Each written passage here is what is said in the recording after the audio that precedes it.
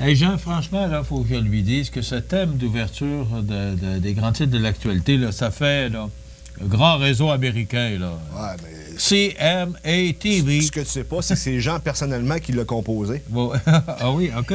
Ah, oui. Au piano, là. Quel talent caché. Il est derrière, il est derrière les consoles. D'ailleurs, pas mal tout est caché chez lui, hein? OK. Dans l'actualité, eh bien, Barack Obama était à Montréal hier soir. Et selon une chroniqueuse, c'était décevant un peu. Oui.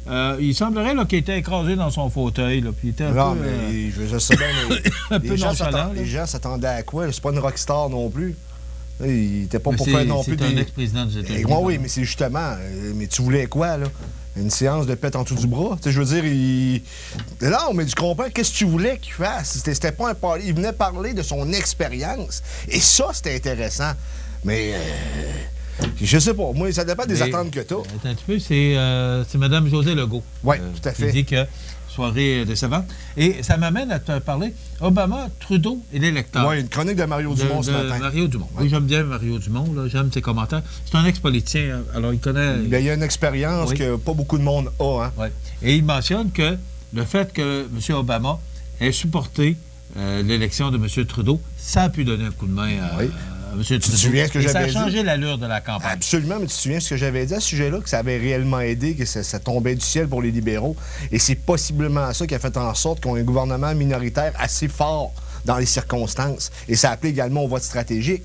Et le NPD, qui était sur une certaine montée, s'est fait un peu ramasser sur le coin de la bande avec ça, parce que les gens se sont dit, si on vote NPD, on va favoriser l'élection des conservateurs. Et les conservateurs, c'est le parti de droite au Canada, et c'est le parti qui n'est pas réputé pour ses politiques environnementales. Malgré que les libéraux, il y a des contradictions, mais pareil, on pense qu'on a plus de chances pour les progressistes d'avancer avec des politiques justement plus progressistes au Canada qu'avec les conservateurs.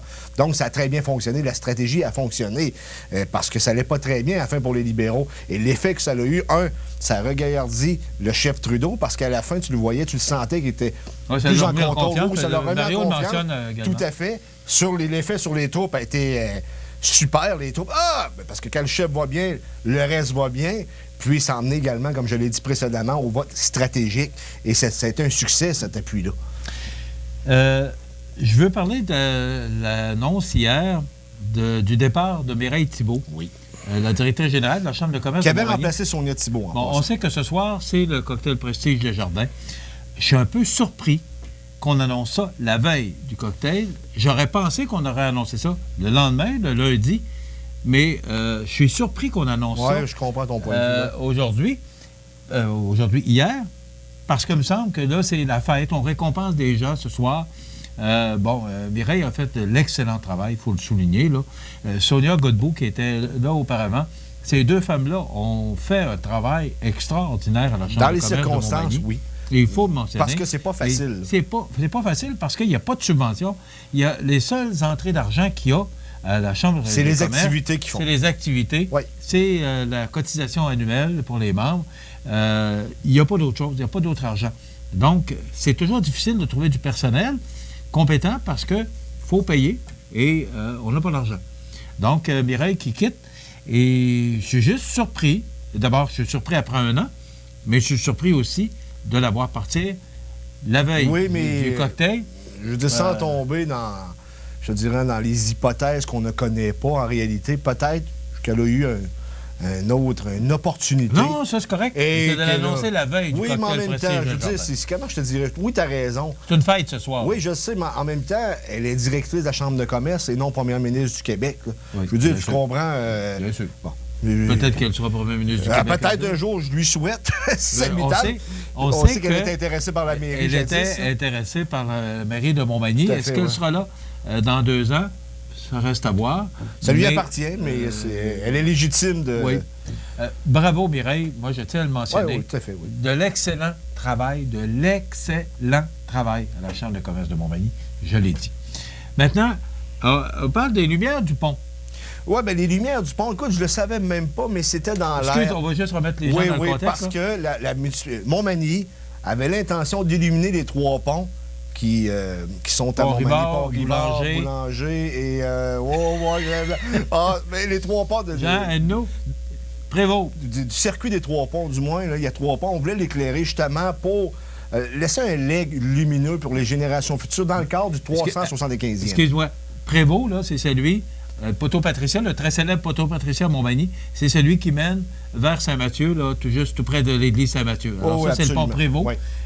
Rivard, c'est celui qui passe la rivière du Sud, tout près des chutes de Montmagny. Oui, tout à fait. Le pont Boulanger, c'est aller au Cap-Saint-Ignace. À côté du restaurant La Rive. Ouais. Oui. Bon, mais c'est ça, en somme, ce qu'on voulait faire, ce qu'on avait pensé d'illuminer nos ponts afin de laisser un legs lumineux, tu sais, parce que c'était également, selon le maire Langevin, un coup de marketing qu'on voulait faire, mais c'était évalué environ à 100 000 $. Mais tu sais qu'avec les dernières intempéries qu'on a connues et la crue des eaux à chaque printemps qui monte très haut, et même récemment, on a vu ça, là, le niveau des rivières ici a monté pas mal plus haut qu'à l'habitude.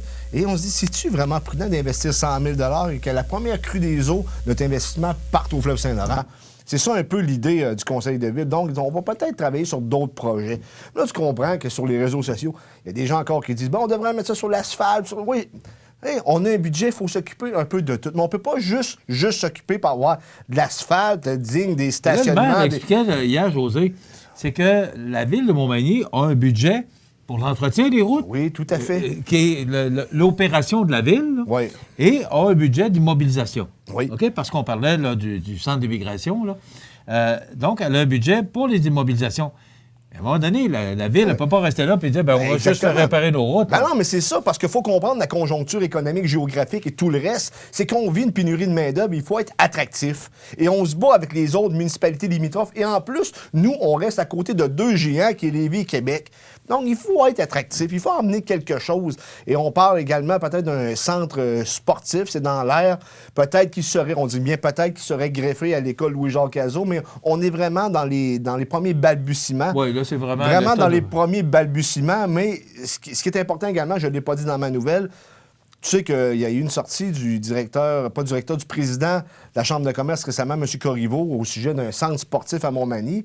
Et la ville n'est pas fermée. Ce qu'il faut comprendre, c'est que la ville travaille avec eux autres pour voir si le projet est faisable. Mais on est au premier balbutiement. On n'a pas dit non, mais il faut regarder, voir si ça fonctionne, si on a la capacité de payer, si ça va être rentable. Il faut tout regarder ça. Il y a un sondage, il y a une firme qui va être embauchée, le maire l'a mentionné hier, pour justement... étudier la question. Qu'est-ce qu'on fait, qu'est-ce qu'on veut, puis il faut répondre aux attentes de la population, mais c'est pas juste des routes. Et des routes, ce que je tiens à le mentionner, c'est que la ville n'est pas responsable de toutes les routes, là. Parce qu'il y a une partie de la route, c'est le ministère des Transports. Oui, tout à fait. Oui. Merci, José Soucy, Nouvelles. Merci, Jean Carbonneau, à la réalisation et la production de l'émission. Merci à Rénal Lavoie, notre prof. Merci à vous d'être toujours aussi nombreux à nous regarder tous les jours. Bonne fin de semaine et surveillez l'avertissement de Bourrasque aujourd'hui à lundi.